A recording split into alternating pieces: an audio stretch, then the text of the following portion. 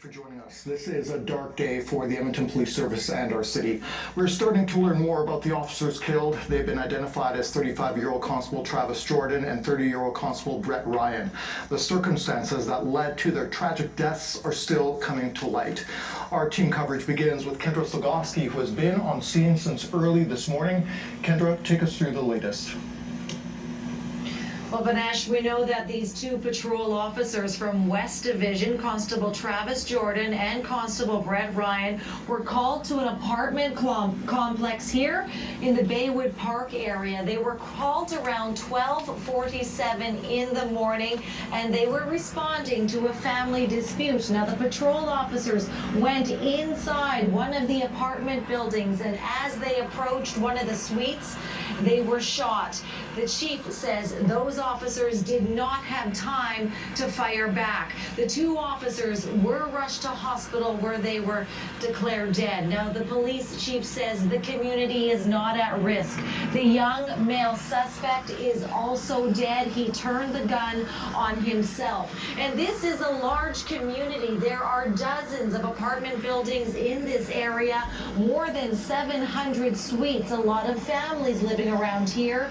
People coming out this morning to see this massive police presence and to later learn what happened were shocked, saddened, and feeling uneasy about the violent end to two lives doing their job in their neighborhood.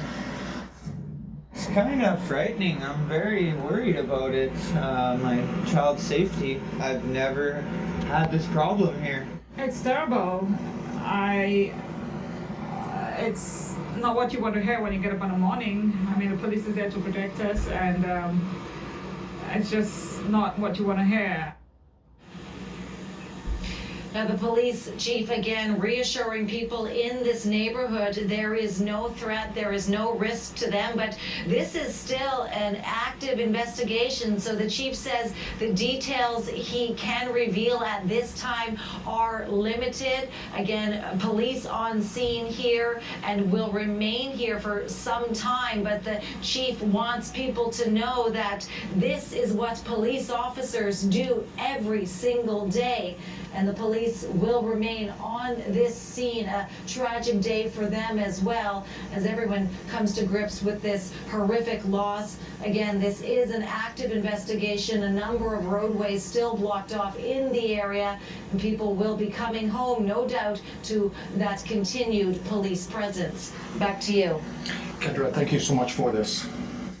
Now, the police chief says the bodies of the fallen officers have been taken to the medical examiner's office. Combined, the constables had 13 years of service with Edmonton Police. Our Sarah Reed joins us live from police headquarters, where already there are signs of condolences from Edmontonians. Sarah. Vanesh, there is a growing memorial here at the Edmonton Police Department with people laying multiple bouquets of flowers in honor of the two fallen officers. Now, Edmonton Police, as mentioned, has identified them as Constable Travis Jordan, a 35-year-old officer with 8.5 years of experience, as well as Constable Brett Ryan, a 30-year-old officer who had been serving in Edmonton for 5.5 years.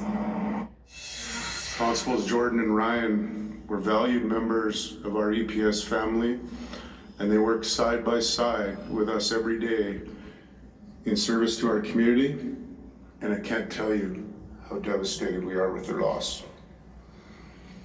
We know that their family and friends, their EPS family, and our entire community will be profoundly impacted by this incident, but we must all be there for each other.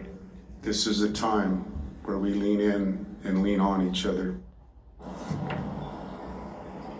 Global News has confirmed one of the officers killed, Constable Travis Jordan, is the same officer who was featured in a previous story about a random act of kindness where he helped a young driver without a snow brush. Now, at Edmonton's police headquarters today, it was understandably somber. City councillors, the mayor, and obviously many officers and members of the Edmonton Police Department were seen hugging and exchanging condolences on what is such a tragic day.